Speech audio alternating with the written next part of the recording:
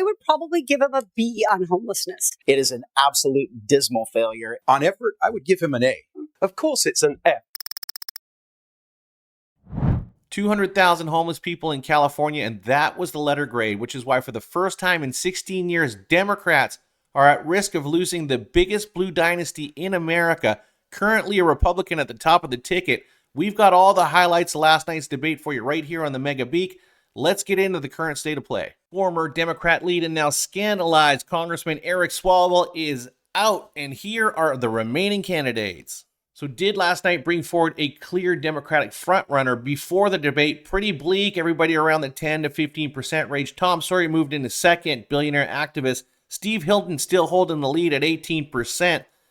Xavier Becerra and Katie Porter. You got to watch this Katie Porter segment. It is ridiculous. Matt Mahan, mayor of San Jose. And let's not forget Riverside County Sheriff Chad Bianco in third place. Highly enjoyable to watch. That segment's coming up.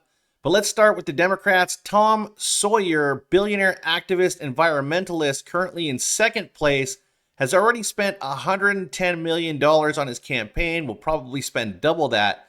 Let's see if you can find the common theme in what he had to say. Go. Let me say that the reason that gasoline is so expensive, that our president, Donald Trump, has started an insane war in Iran and driven up the cost of gasoline for everybody in California. Is it Steyer or Steyer?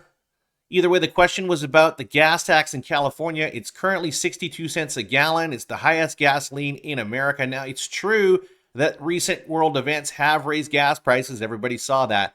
But California is expensive every single day, forever, always has been. So is he going to keep the tax or not? The answer on this is not to give up the gas tax, but actually to have a windfall profit tax on the oil companies who have been ripping us off for decades. So yes to keeping the gas tax, and let's start a new tax. And what about electric vehicles? Should they be taxed? Should they be paying the equivalent of a gas tax? Yes. The tax man. So what about taxing the rich? I'm the billionaire who wants to tax other billionaires. And there's nothing preventing you from paying more taxes, have you? Me paying more taxes is not the answer. So tax for thee, but not for me. Now, he doesn't have the full backing of the Democratic Party yet, but he did just get endorsed by the teachers union. And I got to say, California, if you're looking for affordability, that didn't sound too affordable. Up next is Katie Porter. I absolutely love this segment. Katie Porter was said to have had this in the bag for the longest time, and then she did this. If we don't electrify our transportation sector, that we're going to lose more than 500,000 Californians dying prematurely to air pollution and other problems. Get out of my fucking shot. I wanted to tell you that that's actually incorrect. It's not that it's electric vehicles. It's that if we don't meet the commitments under the Paris Climate Accord.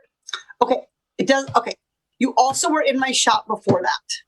Stay out of my shot. Nasty lady. And that girl was just trying to help her. Never mind that gobbledygook about if we don't drive electric cars, people are going to start dying. And here she is in a recent interview.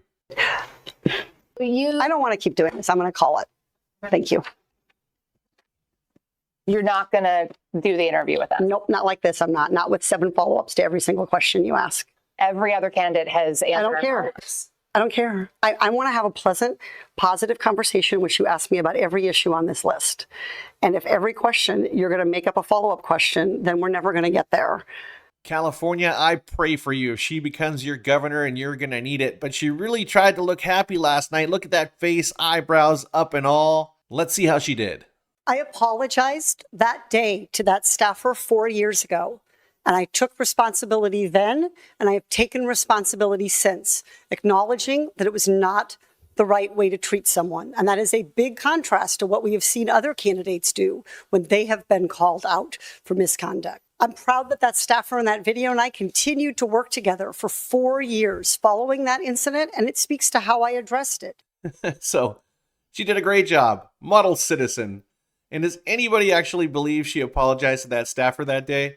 Let me know in the comments. And here's her reply to the interview. And I would say that if somebody is treating you rudely, you should speak up. And that's what I would want my children to do. And that's what I did when I was being pushed again and again and again to kowtow, to give in and defend Donald Trump when he was engaged in despicable actions. I wasn't going to do that for that reporter, and I will not do it as governor. Something about a cow and Trump. So let's wrap up the Democrats. Here's Becerra and Mahan. Real quick, hit that subscribe button. Means a lot to us. Let's check it out. A California Highway Patrol officer was recorded giving a roadside English proficiency test to a commercial truck driver. Let's take a look at the video. And then do me a favor. Tell me what this sign means. So what does this mean? What is it telling you?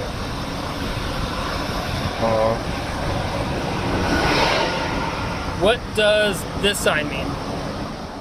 So California is the only state that won't abide by a law that says semi-truck drivers need to know how to speak English to read road signs and speak to police. The question is, will he abide by the law or will he fight the Trump administration? Go. I would definitely push back on the Trump administration on, again, a reckless policy. I would make sure that that officer understands that he cannot discriminate against any driver without having a basis to do so. I understood a little bit of what that individual was trying to say. I couldn't see the signs, but it certainly sounded like he was trying to describe what that particular sign was trying to represent. And so we have to be very careful that we're not profiling consumers in California, drivers in California. It is against the law. But let's not find that people are being discriminated against because of what they look like. Is that officer asking everyone he pulls over to explain those road signs, or is he asking only people who look like me? So he understood what that guy was saying when he went, oh, and then he took the position that English proficiency when driving a semi-truck is racist. Let's hear what Mahan had to say.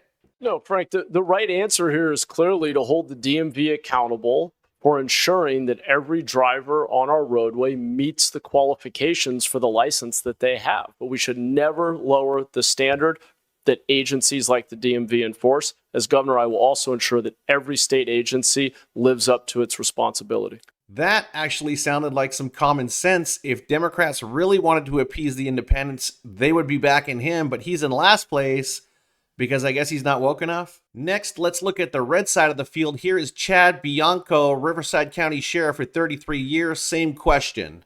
Here we go. My guess is he was stopped for violating a sign, and he's trying to verify that he could. And let's stop with this whole racism thing and racial profiling and all of this garbage. We have to get over this. You either violated the law or you didn't. Californians are absolutely sick and tired of our politicians making race the basis of everything. So Bianco was spitting bullets last night. He was fierce. He was aggressive. He was well-spoken. He was very anti-woke. I guess my only criticism is remember who your audience is. This is California. So when you say Democrats screwed everything up, you're speaking to Democrats. You need their votes, right? So maybe refer to the Democratic politicians as somebody else, like the establishment or the career politicians or something like that. So last but not least, here's the frontrunner, Steve Hilton. So did he solidify his lead last night? Did he lose a little bit? Was it kind of a mediocre performance? Next, he's asked about his endorsement from Trump. Here's what he had to say. One of the proudest days of my life was the day I became an American citizen. It happened in a ceremony right here in San Francisco. So it is a deep honor for me to be endorsed by the President of the United States, is that we will have a constructive relationship and partnership with the federal government, work with the President and his administration. So I hear what he's saying, but I just don't think that was enough. And again, remember your audience. That actually might have been the kiss of death. But to his credit, he's the only candidate that went after other candidates. To be honest, most of the debate was pretty PC. So bottom line, on the Democrat side, I think Mahan was the best candidate, most common sense based, but will they get behind him or is he not woke enough? On the Republican side, I actually think Bianco did better. In fact, I actually think Bianco won the whole night. I thought he was the most well-spoken, but let's see what happens in the next poll. By the way, click this video up here. It's the one we made last week. Hit that subscribe button below. We'd love to keep you around. See ya.